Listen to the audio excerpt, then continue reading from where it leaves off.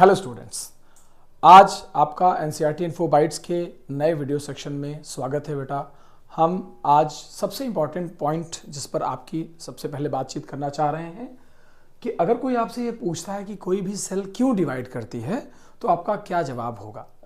Normally जब मैं ये सवाल पूछता हूँ तो बहुत सारे स्टूडेंट्स मुझे एक कॉमन जवाब देते हैं कि सेल डिवाइड इसलिए करती है कि उसे रेप्लिकेट करना है, उसे मल्टीप्लाई करना है, उसे डिवाइड करना है, नंबर ऑफ कॉपीज इंक्रीज करनी है। एक्चुअल में आप लोगों की ये जवाब गलत बिल्कुल नहीं है, लेकिन मैंने ये बात पूछी ही नहीं है। ये सब इफेक्ट ऑफ सेल डिवीजन है। I am talking about cause of cell division, right. यानी सेल डिवीजन का कॉज मैं जानना चाह रहा हूं, ना कि इफेक्ट। तो अगर कोई आपसे कॉज पूछता है तो हमेशा आपका जवाब होना चाहिए to maintain its KI value. Cell को अपने KI वैल्यू की बड़ी चिंता होती है। KI value stands for karyoplasmic index. क्या होता है बेटा ये? Karyoplasmic index, KI value. KI का फॉर्मूला मैं आपको पहले बताता हूं।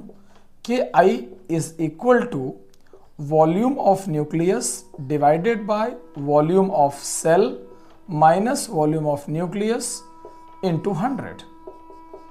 Exactly this is the point.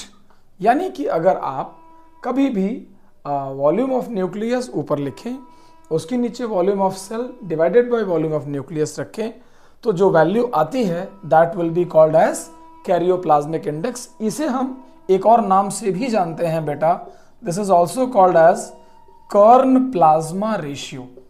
It is also called as kern plasma ratio. आपको ये बात मैं समराइज्ड करके एक एग्जाम्पल के थ्रू समझाता हूं। जैसे मान लीजिए ये एक सेल है, तो इसके सेल के प्रोपोर्शन में इसका न्यूक्लियस है बेटा। कुछ समय बाद जब ये सेल मेटाबोलाइज करती रहती है और न्यूक्लियस उतना ही बड़ा रहता है जितना पहले से था, तो अब इस सेल को संभाल पाना, इस न्यूक्लियस को, इस सेल को संभाल पाना मुश्किल हो जाता है, बिकॉज सेल का वॉल्यूम बढ़ गया।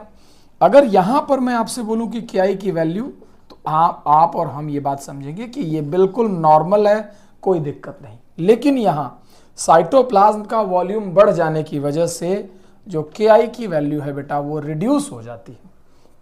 थोड़ी देर बाद इस चीज को मैनेज करने के लिए ये कैरियोकाइनेसिस कर लेता है, यानी न्यूक्लियर डिवीजन को एक्टिवेट कर देता है। अब इसी सेल में एक के बजाय दो न्यूक्लियस बन गए। अब जब दो न्यूक्लियस बन जाते हैं तो इसका जो KI वैल्यू है ये बहुत ज़्यादा बढ़ जाता है। अब इसको मैनेज करने के लिए थोड़ी ही देर में ये सेल साइटोकाइनेसिस पर चली जाती है, और जब कोई भी सेल साइटोकाइनेसिस पर जाती है तो आपको पता है कि दो सेल्स अपने अपने न्यूक्लियस को ले लेकर अलग हो जाती हैं। अब फिर से वापस इनका KI क्या हो जाता है बेटा? नॉर्मल हो जाता है। अगला साइकिल, अब ये जो नई डॉटर सेल्स बनी हुई हैं ये जब भी आगे चल करके मेटाबोलाइज करेंगी, नए मटेरियल्स बनाएंगी, सिंथेसाइज दोबारा करेंगी, तो फिर से वापस इनके KI के साथ यही चीज़ होती है, और फिर बार बार ये ऐसा चलता रहता है। ये बिल्कुल एग्जैक्टली मैं जब समझाता हूँ तो ऐसे समझाता हूँ कि जब आपने सुना भी होगा बहुत बार कि एक कोई स्टेट रहता है तो फिर उस स्टेट को डिवाइड करके दो स्टेट्स बना देती है गवर्नमेंट। कई बार एक डिस्ट्रिक्ट को डिवाइड करके दो डिस्ट्रिक्ट बना देती है। सिटीज़ के अंदर कई बार आपने देखा होगा कि म्यूनिसिपैलिटीज़ बदल जाती हैं just to maintain it more effectively and manage the things more effectively. ऐसा ही सेल भी करती है। जब उसे लगता है कि उसका न्यूक्लियस छोटा पड़ रहा है सेल के प्रोपोर्शन में, तो वो न्यूक्लियाई डिवाइड करती है। जब उसे लगता है कि अब न्यूक्लियाई ज़्यादा हो गए हैं, सेल छोटी पड़ रही है, तो वो दो दो सेल बना लेती है। एंड इन दैट वे ये अपना KI मैनेज करते हुए अपने डिवीज़न को फैसिलिटेट करती है। होपफुली बेटा आपको ये बात बहुत इंफॉर्मेटिव लगी होगी। प्लीज़ इसको रिटेन करिएगा। थैंक्स।